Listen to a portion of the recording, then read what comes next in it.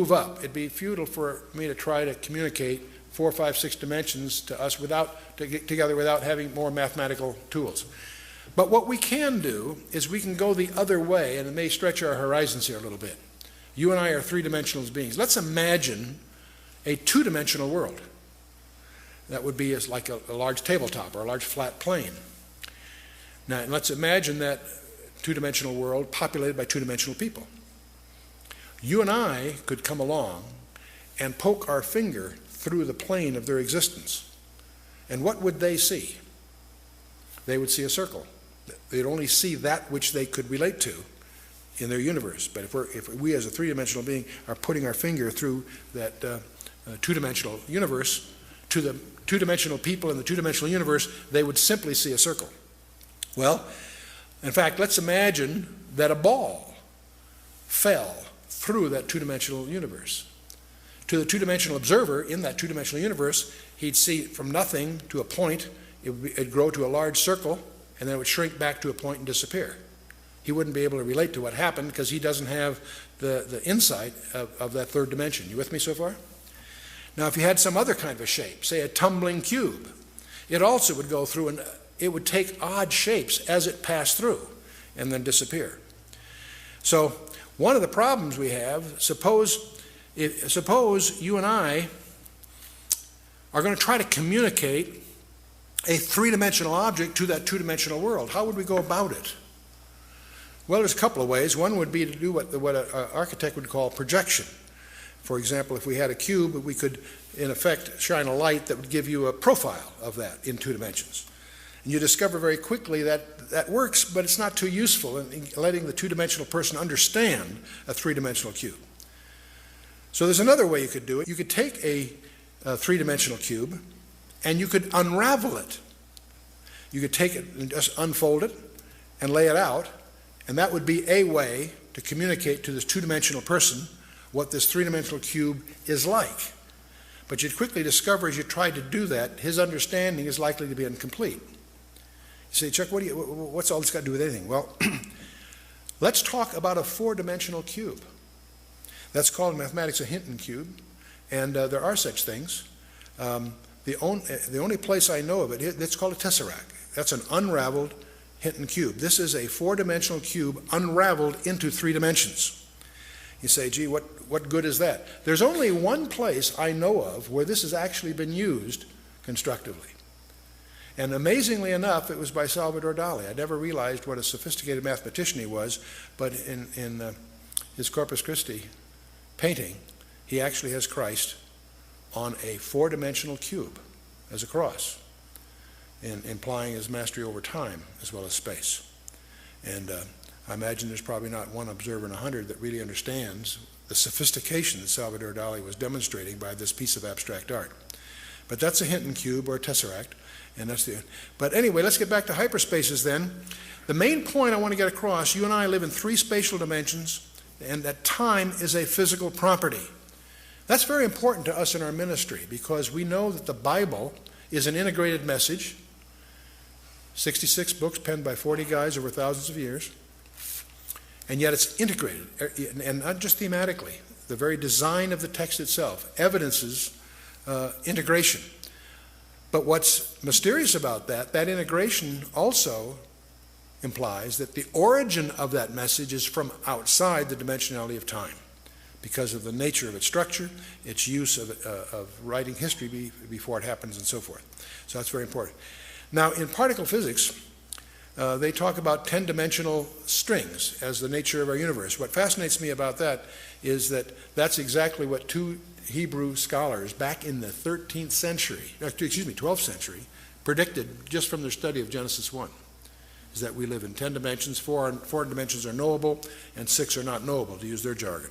But in any case, the suggestion, it's the only one that we've encountered that really can reconcile what we think we know, is that the UFOs apparently are hyperdimensional. They apparently can enter our dimensional under certain conditions for certain periods of time. And so let's see. Now there's another aspect I'd like to touch upon about the whole UFO area. And getting back to the Roswell thing, why on earth is Roswell still classified? Why can't the American public or the world public be informed about what's really going on? It's all tightly classified. Well, back in 1984, an event occurred that deserves some comment. In 1984, several documents emerged within the UFO community. One was a briefing addressed to President-elect Dwight D. Eisenhower by Rear Admiral Roscoe Hillenkotter, and it was dated 18 November 1952. And there was also a special classified executive order signed by Harry S. Truman to the Secretary of Defense. In those days was James Forrestal. It was dated 24 September 1947. And his letter apparently authorized him to establish a board of suitably qualified persons to be answerable directly and only to the President. And the code name for this august group of appointees was Majestic 12. That was the code name. And these documents, all kinds of documents show up, CIA documents and other things, including this memo that signed by Harry Truman establishing this august group. Now, who were these group called Majestic 12? Well, one, of course, was Secretary of Defense James Forrestal, Rear Admiral Roscoe Hillenkotter, who was prominent in those days, Dr. Vanver Bush, who was probably the most famous scientist of the period, General Nathan Twining, head of the Air Force, General Hoyt Vandenberg, General Robert Montague, and a number of civilians that you may not have heard of, Dr. Detlev Bronk, Dr. Jerome Hunsaker, Mr. Sidney Sowers, Mr. Gordon Gray, and Dr. Lloyd Berkner, and one guy we will talk about a little bit is Dr. Donald Menzel. And these were, when Forrestal died, by the way, in 1949, General Walker Smith replaced him. But these 12 people apparently were known in the classified community, it would seem, as Majestic 12.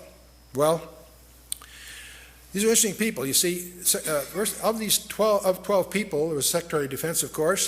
3 of these people were the first 3 directors of the CIA, the Central Intelligence Agency.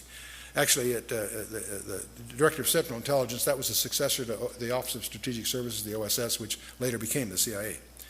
5 of these people were top scientists in aviation, research and development, and astronomy. All of these people held the highest security clearances anyway. Let's talk a little bit about Admiral Hillenkotter. He was not, turns out, he was not simply a Navy man. And by the way, I want to mention something. A lot of people have heard about Majestic 12. And a lot of people also understand that it's been all debunked. But we're indebted to a very, very patient, thorough, diligent researcher by the name of Stanton Friedman, who published a book on this. And what he did, he developed dossiers, spent 20 years developing dossiers on each of the 12 to try to understand as much as he could about their personal lives. Rear Admiral Hillenkotter was not simply a Navy man. He was the first director of the CIA, which was also established, interestingly enough, in September of 1947, just months after the Roswell incident. He retired from the U.S. Navy in 1957 and soon was appointed on the board of governors of NICAP, which was considered the most influential UFO organization in the 50s and 60s.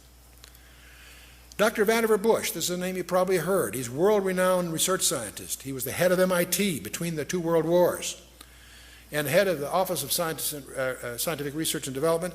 He led the development of the atomic bomb, the proximity fuse, radar, and 100 other high-tech systems with military applications. See, that's why he's so well known. He was also well known for establishing a policy of compartmentalization of classified work. It was previously the style in research labs to give people a lot of freedom of movement. And he was the one that saw the need for compartmentalizing, letting scientists have only the information they need to know so that they could control the transit of information within the organization. So this whole idea of, we're going to talk about compartmentalization here shortly. Well, this whole MJ-12 there are 2 kinds of people, those that have never heard of MJ-12 and those that know that it was just a hoax. You see, somebody noticed that apparently that the typewriter that was used to type the Truman Executive Order of 1947 was deemed a Smith Corona model and had not been manufactured until 1963. So you start to smell a hoax if that's true. The signature on the the signature on the memorandum had apparently been photocopied from an unrelated letter that Truman wrote to Vanver Bush written in 1st of October of 1947. So you get the impression this thing was just a hoax. There are other anomalies that were noted and published in various media, so it quickly, within the UFO community, in just a few years, it was recognized by everyone that these documents were just fakes. And so most people either never heard of MG-12 or they, quote, know, close quote, that it was just a very elaborate hoax. Until Friedman comes along. Stanton Friedman, he was a nuclear physicist. He spent over a decade painstakingly probing 15 libraries and archives, and he now has cast significant doubts about the doubters. He has refuted most of the documentation quibbles that were raised by the skeptics, but more importantly, he compiled detailed dossiers on each of the 12, and he's made some intriguing discoveries. See, by collecting the details on each one, some very interesting corroborations have emerged. And these are all published in this book, Top Secret Magic, in 1996. Let's take General Nathan Twining as an example. He had been scheduled to fly to Seattle on July 16th of 1947 to review the new B-50 bomber that was being built by Boeing at that time, and also to do some fishing with some old friends. So that was all scheduled for some time. Suddenly, General Twining canceled his Seattle trip and headed for New Mexico on July 7th. This is billed as just a routine inspection, but that doesn't jibe with the apparent urgency to upset all these other long-laid plans for no apparent specific reason. It's also interesting that on July 9th, President Truman met with New Mexico Senator Chavez with no reason given. So you get the feeling behind these calendar entries there's something going on. Another interesting guy is Donald Menzel. He apparently, Friedman discovers, led a double life. As a UFO debunker and a distinguished astronomer in public. He was a well-known astronomer. He also ran around poking holes at these UFO conjectures that were going on in those days. But it turns out he was also a linguist, a cryptographer, and a consultant to the National Security Agency and the Defense Intelligence Agency for more than 30 years, and this was not known in the public. This is something Stanton found out by doing his homework. He held a top-secret ultra-clearance, and none of this was known to the general public. So it's interesting, whoever contrived this hoax had a lot of inside information somehow. Now what's also provocative is Dr. Menzel, he gave some technical explanations disputing some UFO incidents that often were not scientifically defendable, especially for a guy like him who's a competent technologist. So it's strongly suggestive that he had a private agenda of disinformation as part of his job. So at this point, it may be useful to highlight, again, this is a little tutorial, which I'm going to call the anatomy of secrecy. How do you make something secret within the government or military community? Well, the first thing, you can define the content of what's going on as secret or top secret or whatever level is justified by the content of the material. If there's a contract, the content of the work can be classified secret, top secret, what have you. But let's assume you're really serious about making this especially secure. The other thing you can do is called compartmentalization. You can compartmentalize the project. Now, how do you do that? You make the existence of the contract classified. And these are usually in the intelligence community, and that's why they go by a nickname. They're called black programs from the intelligence side. These are great contracts to get because your competitors don't know they exist. So they're sole source, and they're considered attractive contracts. See, I have served as chairman of the board of 4 different publicly traded defense contractors. And several of these were companies that had their primary commitments in deeply classified work and obviously included compartmentalized programs. But I have to tell you, I was startled. I spent 30 years in the strategic community, both in the Department of Defense community directly and also, as I say, on boards and of publicly traded defense contractors. And I have to tell you, it was late in that 30-year career that I discovered, much to my amazement, there is another level of security, and that's where you make the existence of the customer classified. And I was in one of those projects, and it was a very, very strange meeting. we had our little company that was publicly traded, but not a large company, was competing for a particular procurement, and the head of that particular division asked me, as chairman of the board and controlling shareholder, and so on, to be present at the meeting, along with our banker. The vice president of First Interstate Bank was there, and as we in this conference room, 3 guys come in with business cards and give us their business cards, High Technology Research Associates or something like that, but quickly explain that that's just a cover, and we're not surprised. That's what's known as a cutout, a shell corporation that they're using for certain purposes. And they explained to us that we're down to 2 companies. Ours, which is a smaller company, and another large company. One of the 2 companies is going to get, this is like on a Wednesday or Thursday, on Monday, one of these companies will phone and get the contract. And we're in the running. Okay, that's exciting. But then they explain that they're very embarrassed because we'll get a verbal okay on Monday if we win. But we'll have to start work right away to make the timing, and they won't be able to get paperwork to us for maybe 60 or 90 days. They're embarrassed, but it takes that long to get the kind of paperwork we need. And so the problem is we're going to have to start on a verbal go-ahead before we have paper. And the problem with that is that they looked at our financials, and we weren't that financially strong to undertake that kind of a commitment. And so that's why they wanted a banker there. And so they said, could the bank extend? I think we had a credit line in those days of, I think, $4.5 million. It would take another $1.5 million to make us presentable for this purpose.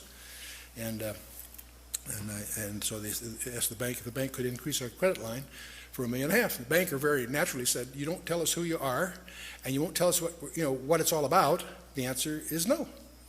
And so we're at a stalemate because, as it said, we wouldn't be qualified. And I turned to the vice president of First Interstate Bank and says, "You people have my personal financials." In those days, I had money. That's before I got in my project with the Russians. But anyway, that took me down. But the point is, in those days, I had a net worth. I says, you have a net worth. If I guaranteed the incremental loan, would the bank willing to go along with this? And he said, I can't. He says he didn't have the authority, but we go downtown. He says that they'd probably go along with that. So I turned to the customer. I says, if I can pull that off in the next 24 hours, would that suffice? And they said, sure. So that's exactly what we did. I went downtown the next morning to First Interstate Bank. We signed some papers, and I guaranteed an incremental $1.5 million on the existing $4.5 million loan on that Thursday or Friday, whatever it was. And that Monday, we did get a phone call, and we won this contract. And that was it turned out to be the electronics for the B-2. And it was 18 months later that whole project got transferred to Northrop. But prior to that, it was in an organization whose existence is classified. And so it startled me to discover that there's a whole procedure. There are cost recovery procedures, there are courts, there's all the necessary infrastructure to make this all work is in place, and it's all highly classified to protect even the existence of the customer. That's the third level, if you will. You follow me? Well, one of the things that I want to, when you start talking about this, with that kind of a structure, how do you also really protect something that you're trying to keep secret? And one of the things you can do is have an active disinformation strategy. You not only keep it secret, you publish things to keep people from understanding what it is, discredit it, or whatever else. And we did that, for example, in the Manhattan Project during World War II. The very existence of our atomic bomb project, the so-called Manhattan Project, was hidden under a whole bunch of other cover stories and pseudo-projects. You went through certain doors, there were projects going on that really had nothing to do with anything, they were just a cover, to hide what was really going on. Active disinformation. And one of the things I personally suspect is that's exactly what they did with MJ-12. It's very possible that they surface documents that have flaws in them, knowing that after a few months, few years, whatever, the diligence of researchers will discover that that couldn't have been that typewriter, that really isn't Truman's signature, whatever. So everybody knows that MJ-12 is just a big hoax. What a perfect cover. Ask anybody that's in this community about MJ-12, and they'll shrug it off right away. Oh, that's that hoax that surfaced in the 80s. Really? What a perfect cover. And obviously, if I think it's real, I think it's continued. It obviously has gone under new names. and so forth. But I suddenly began to realize that the debunking of MJ-12 may be very well, there's a number of reasons I don't want to get into that caused me to suspect that that all was contrived. There have been some others like that, incidentally. So there's a continuing mystery. Why is somebody going to all this trouble to hide, for example, the Roswell stuff from after 56 years, whatever it is, 57 years? 2 presidents, 4 congressmen failed to penetrate the security surrounding the UFO-related issues. That's strange. By the way, a Canadian embassy inquiry was rebuffed in Washington, D.C. with the disclosure that the topic of UFOs enjoys a classification higher than our most secret warheads, the W-88s. They made an inquiry and they got turned down, but they made a mistake when they turned it down because they disclosed the fact that what they were after, which is some UFO information, was classified more highly than our weapon systems. Why? And now, by the way, just as we have Roswell in the United States, in England they have the famous Rendelsham Forest incident. And this is kind of interesting. On December 26th and 27th, the day after and then the next day of Christmas, in 1980, there's a forest that's right next to a U.S. air base and a Royal Air Base at Woodbridge in Suffolk, England. And in that forest, twice, 2 evenings in a row, a UFO landed. And it was seen 2 nights in succession. It was tracked on radar by many of the military sites around there. Many people were involved. They rolled out what they call light-alls. That's like a car-drawn trailer that has bright lights for various outdoor projects. They had that all set up when they landed. It was apparently scheduled somehow. And this was reported by Deputy Base Commander Lieutenant Colonel Charles Halt in a memo that was classified on both sides of the Atlantic. But a copy did get leaked out. And so just as we have our Roswell mystery, in England they talk a lot about Rendlesham Forest. What really happened there? There are lots of people involved, military, enlisted and others. So out of that have come all kinds of stories. Many of them are too afraid to even talk about it, others that share incidents, and they're very, just as there are bizarre tales about Roswell, there's even more bizarre tales about Rendlesham Forest. Well, the good news is the UK government has announced last few months that the Rendlesham file is going to be released. They're moving towards a Freedom of Information Act kind of posture, and apparently the Rendlesham Forest files, which have only been seen by about 20 people, up until the release, and we're moving into a day when some of these mysteries are going to be revealed. Now, another